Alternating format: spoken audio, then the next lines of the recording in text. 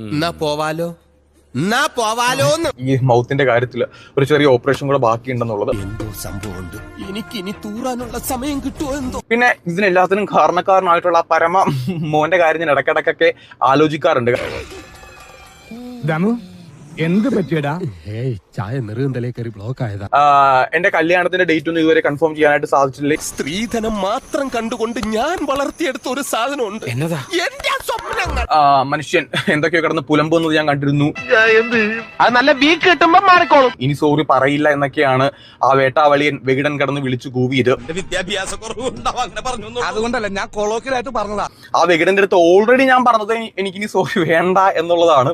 ഇങ്ങനെയൊക്കെ ചോദിച്ചാ പറയില്ലല്ലേ. പക്ഷെ ആ വികടൻ അത് മനസ്സിലായില്ല. വീണ്ടും എന്തൊക്കെയോ മണ്ടത്തരങ്ങളാണ് പറഞ്ഞിരിക്കുന്നത്. എന്ത് ചെയ്യാം, ഹതഭാഗ്യരായ ഇവർക്ക് ദൈവം തലച്ചോറ് കൊടുത്തില്ല, അതിന്റെ പേരിൽ ബുദ്ധിയുമില്ല. അപ്പോ ബോധമില്ലാത്തൊരു കിഴങ്ങൻ, ഒരു മണുകുണാഞ്ചൻ, അല്ലെങ്കിൽ ഒട്ടും വിവരമില്ലാത്തൊരു പോങ്ങൻ. എടാ സോറി, ഞാൻ കളിയാക്കാൻ ചിരിച്ചല്ല.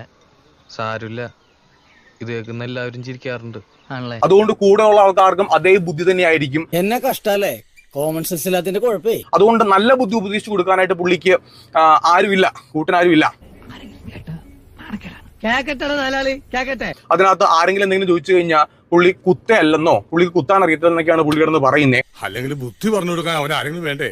ആകെയുള്ള ഒരു തൊട്ടിക്കൂട്ടുകാരൻ. അത് പുള്ളിയുടെ കയ്യിരിപ്പോണ്ടായിരിക്കാം. അതായിരിക്കും. എന്താണ് മാങ്ങാത്തൊലിയൻ എന്തൊക്കെയാണ് വിളിച്ച് പറയുന്നത് എനിക്കറിയില്ല.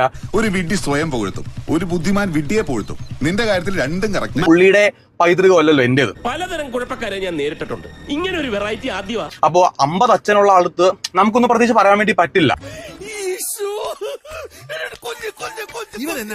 പുള്ളി അതിനെ ക്രെഡിറ്റ് ആയിട്ടാ കാണുന്നത്. മക്കള് ചെന്ന് വീട്ടിൽ പോയി മാമുണ്ട് ചാച്ചിക്കും. എന്നാ പിന്നെ ഞാൻ ഇറങ്ങട്ടെ, എന്നിട്ട് ഒരുപാട് കാര്യങ്ങൾ ചെയ്തു തീർക്കാനുണ്ട്. ഞാൻ പോകുന്നു. ബൈ.